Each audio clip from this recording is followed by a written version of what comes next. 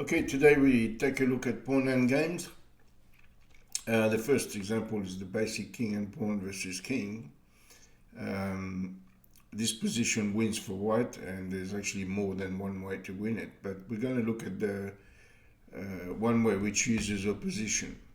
So here you play king e6. And if there's two symmetrical variation, and they're both the same. If king to d8, then the king goes to f7, and then you are shielding your pawn all the way to the queening square, like this. Instead of king e6, you have another way of winning, which is this way. King d6 against the opposition, but you play a move which makes the black lose the opposition, like that, and then you simply push here, and when the king comes up, you go there, king here, and you queen. It's important to note that in those positions of king pawn versus king, rook pawns do not win. If you look at this position, you can play as long as you want. All that black needs to do is to control that square. So basically blacks need to stay here or around there, so it never loses control of the square, the queening square. So you can look at a typical variation, push, the king goes here, keeping in touch with this, and then that, and then this, and then that. You play there. Eventually you get to this position where the king goes into the corner, and you have no way of releasing the stalemate other than giving up your pawn. So that's why it's always drawn. Next we're going to have a look at a rule in the pawn endgame, which is the square. And this is going to become very obvious while we watch this king trying to catch that pawn. Of course, if this king can come to this square and control the queening square, because it's a rook pawn, it's definitely drawn. However, there's a problem here, which is when you play king to b6, h5, and you see the square formed by this pawn in relation to the queening square is important, because if the king is in the square, so here he's going to play king to c5, but he's not in the square. The king is continually outside the square. And you see, he falls short. So in the original position, which is that, if the king attempts to shield this way, of course he gets back on time and stops the promotion of the pawn by continually controlling the square, which is what we saw in the previous example. Now we're going to look at two pawns against one. Now it's a little bit more complicated to win this. You've got to be careful. It would be a mistake to actually play a silly move like pushing here. So what you do is you bring your king forward. The king has to stay there. It cannot go too far out of the way. There are tricks.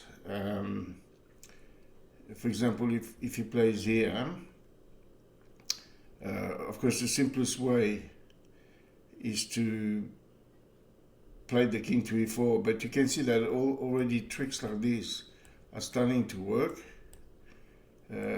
Not well, but it's starting to work. He goes there, and he's going to be able to draw because he stays here. See, the mistake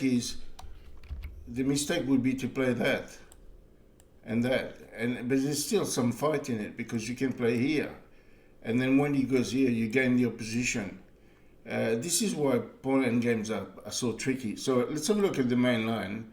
The king goes to d7, king f4, c6. Here we could play anything, but it's just it's not going to help because basically the king is invading here, or here, and eventually you're going to find yourself in with a big problem. So he plays c6, so you just have a supported pass pawn, and it's now just a matter of just maneuvering to push the king away. King e7, then king e5. It's interesting because this wins on opposition. King here, king f6, he goes back there, then you come on e6, then he goes on c7, then you gain the opposition here, king here, king d6, king b7, and you have the position where you lose the pawn. King b8, king takes, king c8, here. And you're starting to find a very familiar position that we saw in the first example. C7, go there, and queen, eventually. There are some tricky position with the connected pawns. Even though the king is far away, the black king can never take this because the other one queens. So this gives you plenty of time to bring the king forward, just like that. King e4, king f7, and then you get in the square. F8, and you can push. King g8. You can actually go here. You cannot go in the corner because you push here and you're going to checkmate him. So it's got to go here, and you can basically flush the king out of the way by playing here, king e8, and then king to g8. Of course, the king has just got this move, and then it's very easy. I mean, you can keep pushing him out of the way if you want, just like that. And then you're going to get two queens. So this was connected pawns. There is an interesting position where the pawns are not connected. And so the question is, does this king has sufficient time to come in the protection of at least one of the pawns before this king gobbles up one of the two pawns, or perhaps even both? And the answer is very easy. Yes, he has.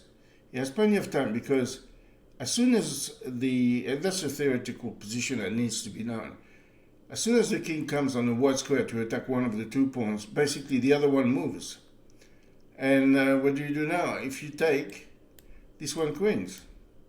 And it's symmetrical value. So let's see what happened. King e7, king here, king e6, king e4. You basically play this just like if you had just one pawn. But it's going to be easier because of the other pawn. King to a8, e8, g7, king d8, and you queen. Pawn endgames are very, very, very tricky, and you need, as a player, you need to always be aware of that. I will give you an example of a drawn position. So as you can see, it looks perfectly drawn, except that white is to play and wins. Wins 100% of the time. And the trick is this: g6, he takes, and of course you don't automatically recapture. What you do is, well, if you recapture, there's two variations. So we're going to look at the first one. H takes g6, and then the trick is this: pawn takes, and you queen. Just like that.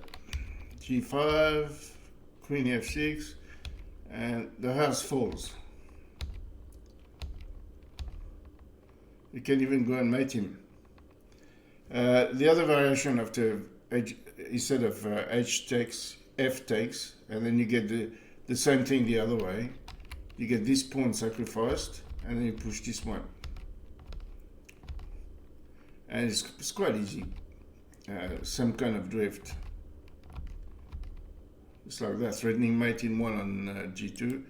And we're back to the basic king and queen versus king, the mates we saw before. So watch out in pawn end games, and there are some more complex ones to come, but this should give you a bit of a basic understanding.